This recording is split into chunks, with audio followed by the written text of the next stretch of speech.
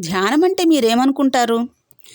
నేను మొదట్లో ధ్యానం అంటే కళ్ళు మూసుకుని ఒక మంత్రాన్ని జపించడం, ఏకాగ్రతని సాధించడం అని అనుకునేదాన్ని. ఇంకా నాకు తెలిసిన వాళ్ళైతే ధ్యానం ఆరోగ్యం కోసం చేస్తాం. ధ్యానం చేయడం వల్ల మనకి ఆరోగ్యం బాగుంటుంది అని అంటారు. ఇంకొంతమందైతే నాకు నా మా శరీరంలో ఏం జరుగుతుందో నాకు తెలుస్తుంది. ఎక్కడైనా అనారోగ్యం వస్తే అది నాకు తెలుస్తుంది ధ్యానం చేయడం వల్ల అంటారు. ఇంకొంతమందైతే నాకు దేవతలు కనిపిస్తున్నారు, ఎంతోమంది మహానుభావులు కనిపిస్తున్నారు అని అంటారు.